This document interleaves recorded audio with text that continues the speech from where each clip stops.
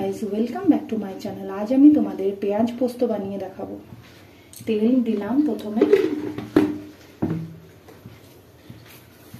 সামান্য 5 ফোড়ন দিলাম আন্দাজ মতো।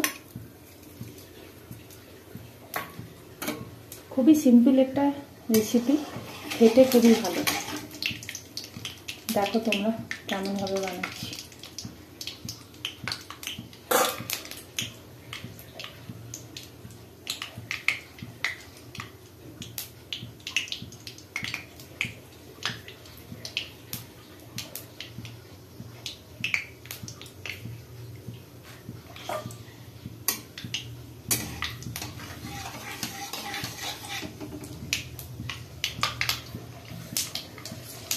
এরপর কেটে রাখা পেঁয়াজগুলো দিয়ে দেবো।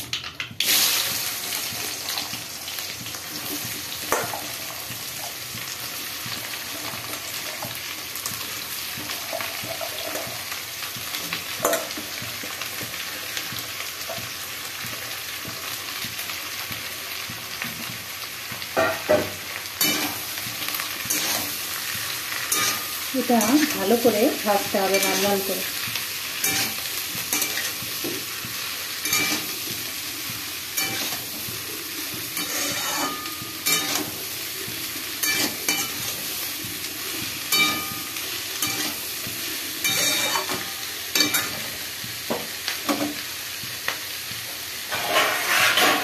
ঢাকা দিয়ে দিচ্ছি।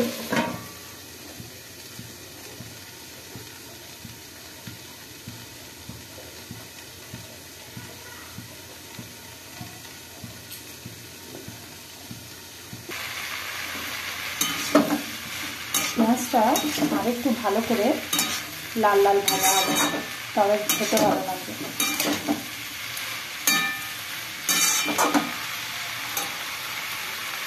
আন্দাজ মতো একটুখানি নুন দিয়ে দিলাম।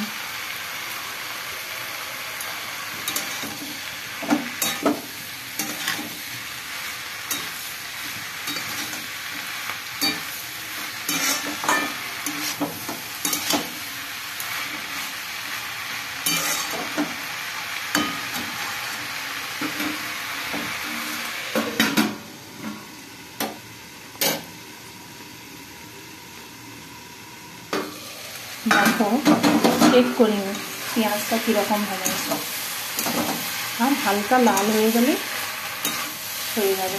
দেখো কি সুন্দর ভাজা ভাজা হয়েছে। বেশি ভাজবো না, হালকা লালচে ভাব হবে।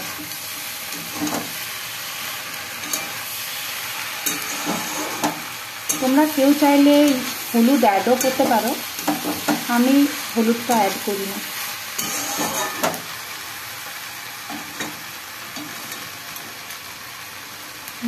ঢাকা দিয়ে দিয়ে আবার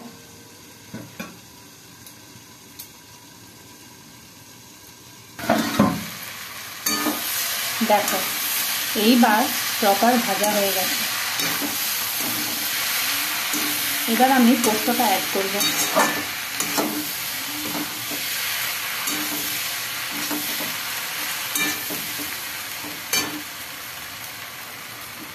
তোমাদের বলে দিই, এই পোস্ত বাটাতে পোস্ত 4টে কাঁচা লঙ্কা আছে, তোমরা ঝালটা তোমাদের হিসেব মতো করে দিয়ে দেবে।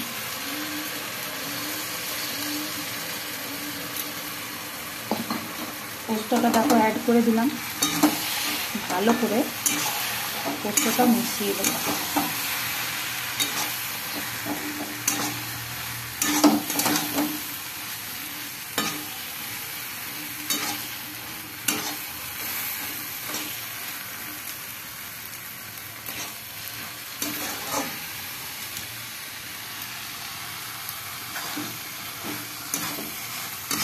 দেখো কিরকম মাখো মাখো হয়ে গেল ব্যাপারটা। নুনটা আন্দাজ মতো দেবে। কেউ চাইলে চেরা কাঁচা লঙ্কা দিতেই পারো, আমি পরিমাণ মতো ঝাল দিয়ে দিয়েছি।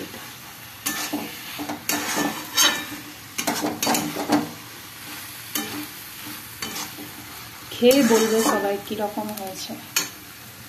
অফ করে দিলাম গ্যাসটা। এবার আমি এটাকে সার্ভ করে দেবো।